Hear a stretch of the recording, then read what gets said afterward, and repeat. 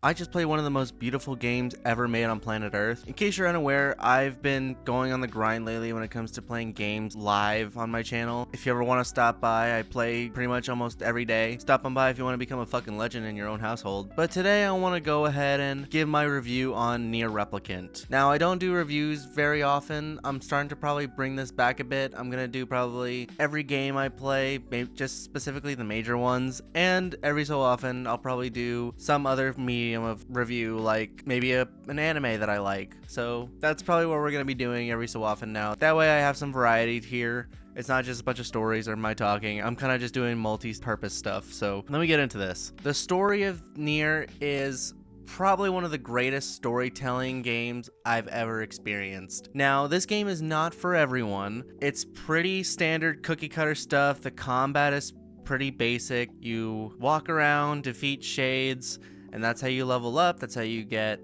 words that you use to improve your weapons, your magic. It's very run-of-the-mill, basic combat stuff. Nothing too big or drastic about it, but that does not take away from the actual core of the game, which is the story. Now, this story is divided into 5 different endings. You have your main 2, which are A and B. I'm not going to get into any spoilers in case you want to see it, or if you want to see it, then go ahead and check out my live streams on them. I'll leave a link to that in case you want to check that out. But A and B are the basic ones that you get by default for playing the game the first go around, and it's really good. When you play the first game, you kind of get your basic senses of the world. You learn a bit about the characters you're playing as, and that's kind of the basis to what ties into the later endings whenever you dig more deep into that stuff. Now, the one thing that would probably be a big turnoff for people when playing this game is replaying the second half of the game more than once. After you beat ending A, you start back from the second half of the game a little bit after the second half takes place, but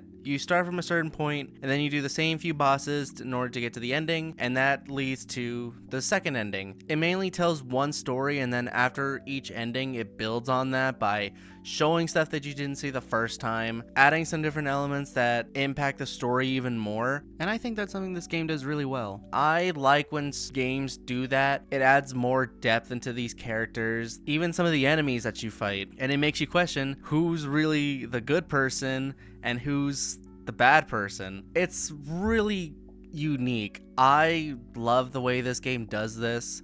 Every time I play it, it always brings a tear to my eye because of how special the story is, how incredible the soundtrack is, which I'm going to say right now, the soundtrack is one of the most beautifully written and composed soundtracks to ever grace gaming in terms of music. Now, I'm a little bit biased towards that just because I like soft sounding music. I love the sounds of pianos. I love gentle tunes, stuff that kind of makes me relax. So I'm a little bit biased towards that. I'm just going to say that out loud. But there are a lot of people who may not like that, but I think this game is the outlier here. When it comes to the soundtrack, it's just beautifully written. Like, I can't get enough of it. But more to the point, let me get back to it. So after you defeat the bosses again, you get the second ending, which is ending B. Goes to a little bit more of Kaine's character, who is your companion early on throughout the story as you get to know these characters. Next thing, which I kind of had a problem with, which was getting ending C and D. This is probably going to be another turnoff for people who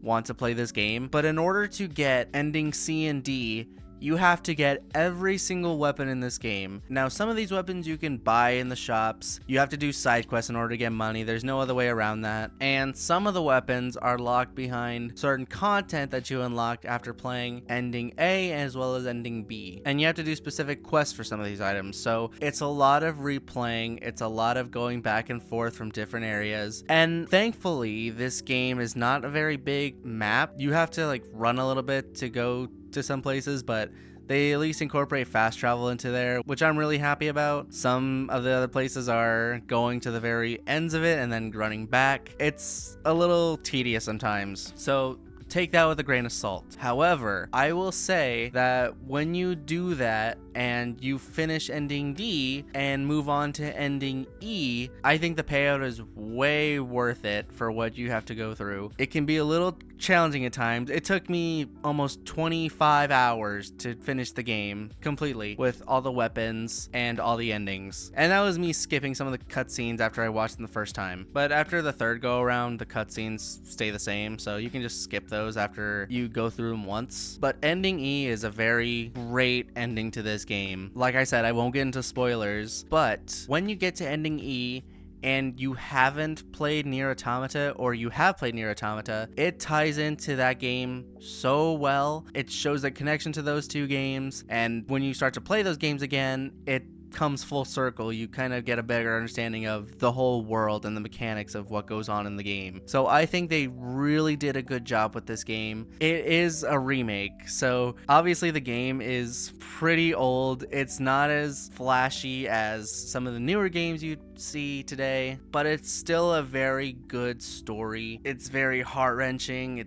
It makes you love these characters. Like, Kaine was one of my fucking favorite characters. The way she has like a sailor mouth spewing every curse word under the sun is the best. And Emil is just, oh, he's such a good guy. He's such a good character. I just feel so bad for him. But that's the joy of this game. You get to develop a relationship with these characters that grows on you after every ending you play. So I'm gonna say it's well worth it to play if you haven't played any of the NieR games before, and I'm actually gonna be playing NieR Automata now, so if you want to check that out, like I said, I stream here almost every day. I'm probably gonna play another game before I step into that, just to kind of ease myself into there so I'm not so burnt out when it comes to NieR stuff. I want to take my time with it just because I love the game so much. It's one of my favorite series of all time. Overall though, NieR Replicant is a very good game. I think you should definitely play it. Even if you've never played these types of games before, I think it's well worth the time to at least try it, because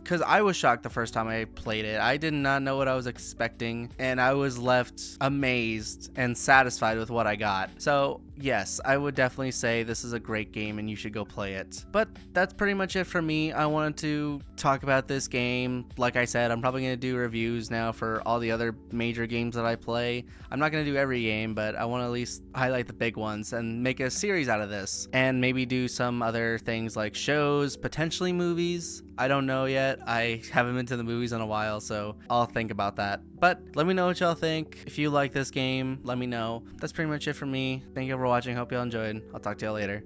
See ya.